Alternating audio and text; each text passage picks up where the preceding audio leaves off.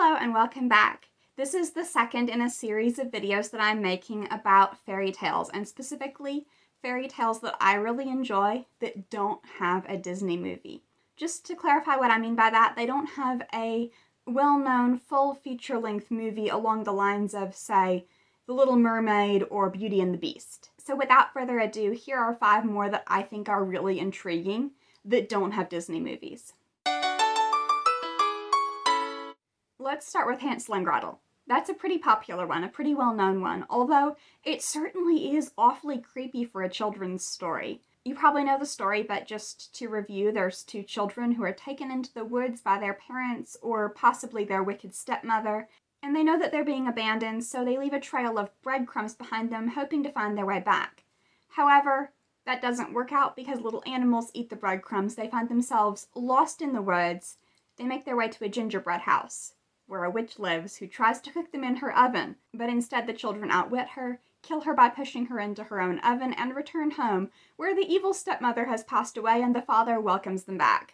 That is really gruesome, actually. I mean, on the other hand, it's really optimistic as well. If you leave kids in the woods alone, they're not going to find their way to a wonderful gingerbread house and then back home safely again. So, the fact that the story has a happy ending at all, I guess, is nice.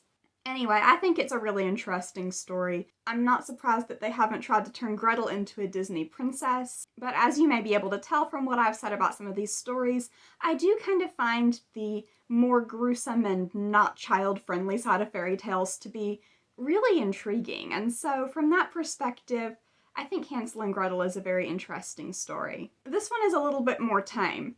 But The Princess and the Pea, the idea of this test to find a real princess for this prince to marry, and the test is feeling a pea under a stack of mattresses. That's just so absurd. It's so comical in its absurdity that it actually kind of works as fairy tale logic.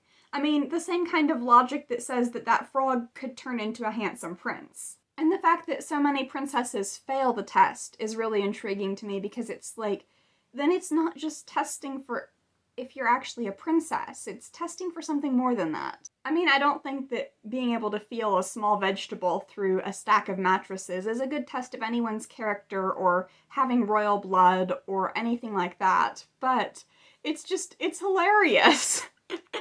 It's just hilarious.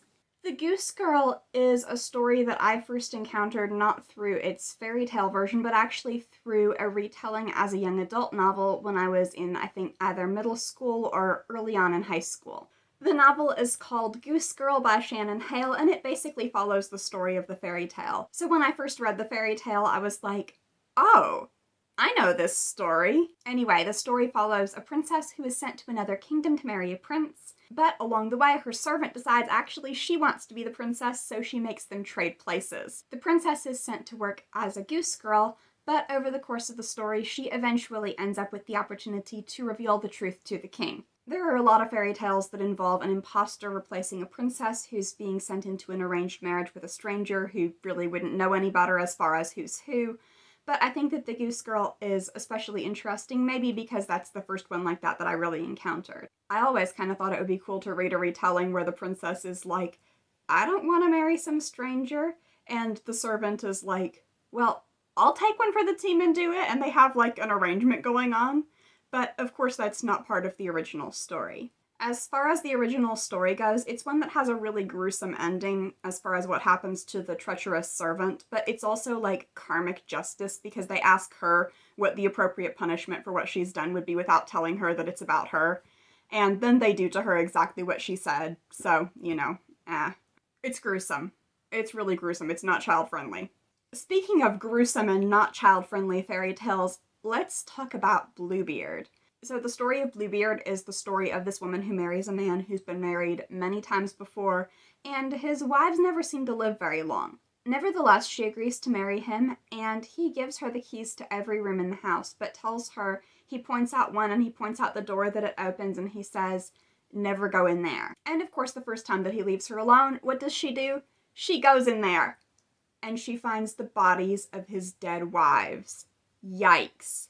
So there's this whole thing where she outwits him by stalling for time and contacting her brothers, and they end up being able to save her life. But what I really find infuriating, there's a version of the story by a man named Charles Perrault. He was a French guy who wrote a lot of his own versions of fairy tales, and he always put a moral with them.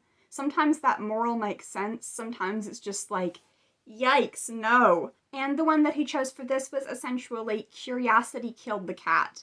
No, I'm sorry, I'm pretty sure curiosity kept the cat alive in this case. Like, personally, if I were the girl in the story, I would rather know and get out of that situation than stay married to a guy like that and risk at any time that the same thing could happen to me. So I would actually say, good for you, girl, finding out what your husband was capable of so early on. Let's talk about something a little happier. That one was like the worst case scenario as far as fairy tale marriages go. But I actually kind of like the one from The Singing Springing Lark. This is a story from Grimm's Fairy Tales, and it starts off very similarly to traditional versions of Beauty and the Beast. Not so much modern Beauty and the Beast like the Disney version, because all the stuff with Gaston and the father being held captive in the Beast's castle and Belle going to find him and all of that, that's not there.